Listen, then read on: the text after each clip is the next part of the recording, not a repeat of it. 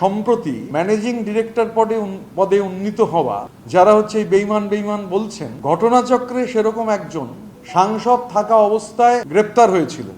জেলে বন্দি থাকা অবস্থায় একটা 91 পাতার চিঠি, হাজার হাজার কোটি টাকার দুর্নীতি সম্পর্কে অ্যাড্রেস করা হয়েছিল দেশের প্রধানমন্ত্রীকে, স্বরাষ্ট্রমন্ত্রীকে, সিবিআই ডিরেক্টরকে। একটা জায়গায় বলা রয়েছে যে সমস্ত খরচ বাঁচাবার পরও উদ্বৃত্ত 30 কোটি টাকা থেকে গিয়েছিল।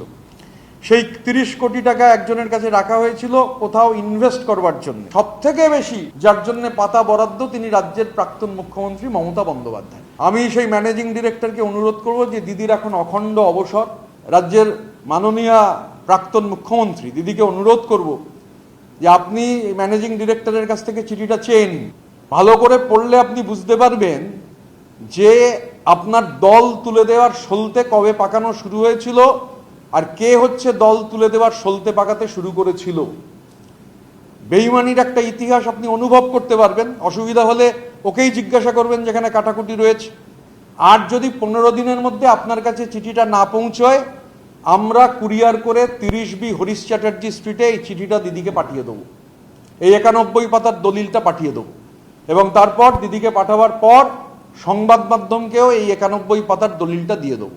আমার এটা ভালো লাগছে, শয়নে স্বপ্নে জাগরণে ও যে ওই বালিশ ফালিশ ছেড়ে আমার নাম মনে রাখছে, সেটা আমার পক্ষে রিস্কিও বটে। শয়নে স্বপ্নে জাগরণে ও তো সব নানা রকম জিনিস দেখে বেড়ায়, তো এখন আমাকে দেখছে, আমাকে আক্রমণ করছে, ইয়ে ডার হামে আচ্ছা লাগা। আর 91 পাতা আমার অত্যন্ত বিখ্যাত চিঠি, আমার জীবনে অত্যন্ত কঠিন সময়ের ঋতু, যে সময়টাকে আমাকে কাঁধে বন্দুক রেখেছিল। নিশ্চিত আমি বলি তো, আমার দলের কয়েকজন রেখেছিল, আমার অভিমান ছিল, অভিযোগ ছিল। তার মানে তো এটাও মানতে হবে চাটন ঋতু যে Kunal Ghosh was the first whistle blower.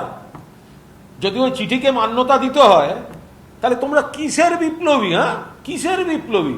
Kunal Ghosh একা জেলের মধ্যে থেকে বিপ্লব করে গেছিল। আমার কিসের 91 পাতা? যা গিয়ে দিয়ে মমতা ব্যানার্জির হাতে, আমার নেত্রী বুঝে নেবে, আমি বুঝে নেব। যে কোনো অভিভাবক সেই কাজ করবেন, যে কোনো অভিভাবক সেই কাজ করবেন। কারণ ওদের দলের মধ্যে ওরা মানেটা কি? ওরা মানে 7-8 জন এই ধরনের বেইমানিটা করছে, বাকিদেরকে তো পুলিশ দিয়ে চাপ দিয়ে হয়রানি করে মিথ্যা বুঝিয়ে রেখে দিয়েছে। তারা তো ফিরতে চাইছে, তারা তো অনেকে মমতাদির সঙ্গে যোগাযোগ করছেন, আমাদের সকালের সঙ্গে অনেকের যোগাযোগ আছে, তারা হয়তো চাপটা কাটিয়ে বেরোতে পারছেন না।